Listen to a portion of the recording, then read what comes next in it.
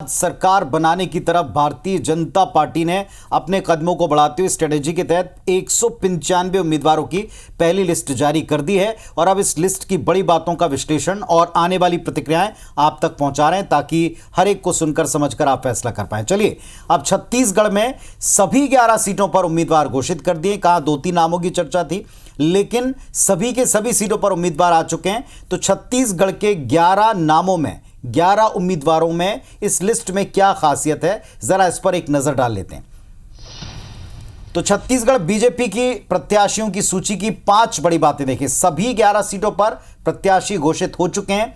2 मौजूदा सांसदों को रिपीट किया गया है। इनमें एक राजनांदगांव संतोष पांडे का नाम है और दूसरा दुर्ग से विजय बघेल का नाम है। और जो एक और महत्वपूर्ण बात यह है कि 11 सीट में से 3 महिलाओं को टिकट दिया गया है। कुल मिलाकर 28 महिलाएं हैं और सिर्फ छत्तीसगढ़ में 11 सीटों में से 3 महिलाओं को टिकट दिया गया है।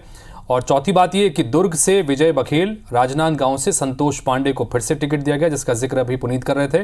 रायपुर से बृजमोहन अग्रवाल को मैदान में उतारा गया है। कोरबा से सरोज पांडे को टिकट दिया गया है। ये दोनों नाम जो हैं बड़े दिग्गज नाम हैं, इनको मैदान में उतारने का फैसला लिया है। बिल्कुल, और जिन 3 महिलाओं का आप जिक्र करें, एक का नाम आपने ले दिया सरोज पांडे, जिनको कोरबा सीट से उतारा है। इसके अलावा रूप कुमारी चौहान महासमुंद सीट से और जांजगीर से कमलेश जांगड़े को पार्टी ने प्रत्याशी बनाया है।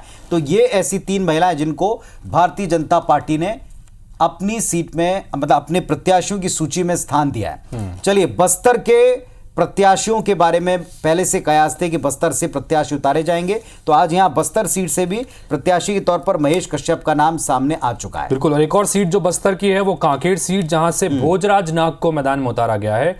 अंतागढ़ सीट से प्रमुख तौर पर आते हैं। अंतागढ़ से इससे पहले विधायक भी रह चुके हैं और विक्रम उसेंडी चूंकि यहां से एक बड़ा चेहरा रहे हैं, वो भी अंतागढ़ से हैं। लिहाजा कहीं न कहीं चेहरों को बैलेंस करने की भी कोशिश पार्टी ने यहां पर जाहिर तौर पर की है और ऐसे में भोजराज नाग को कांकेर सीट से मैदान में उतारा गया है और बस्तर से महेश कश्यप, जो कि लगातार धर्मांतरण के मुद्दे पर बड़ी मुखरता से अपनी बात रखते रहे हैं। ठीक है, चलिए, अब छत्तीसगढ़ की सीटों के बारे में आपने जाना, प्रत्याशियों की लिस्ट की बड़ी बातें।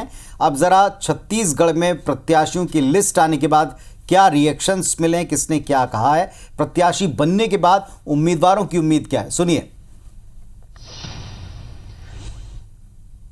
जो भी जिम्मेदारी हमको मिला है उस जिम्मेदारी को मैं ईमानदारी से निभाया हूं और पार्टी अगर इतना बड़ा भरोसा की है तो उस पर खरा उतरना हमारे लिए चुनौती है। राष्ट्रीय नेतृत्व को हृदय से धन्यवाद देता हूं, अपने प्रदेश नेतृत्व को हृदय से धन्यवाद देता हूं और यह केवल भारतीय जनता पार्टी एक ऐसी पार्टी है जो अपने कार्यकर्ताओं की पहचान करती है। हम सबके यशस्वी प्रधानमंत्री, हमारे संगठन के समस्त नेताओं का, छत्तीसगढ़ के सभी अपने लीडरों का मैं हृदय से आभार व्यक्त करता हूं। देखिए, पार्टी का जो भी निर्णय होता है वो हम सब एक कार्यकर्ता होने के नाते हम सबको सिरोधार्य होता है और पार्टी ने जो निर्णय लिया है वो निश्चित रूप से सोच समझकर लिया है और पार्टी के निर्णयों पर हम खरे उतरने की कोशिश करेंगे।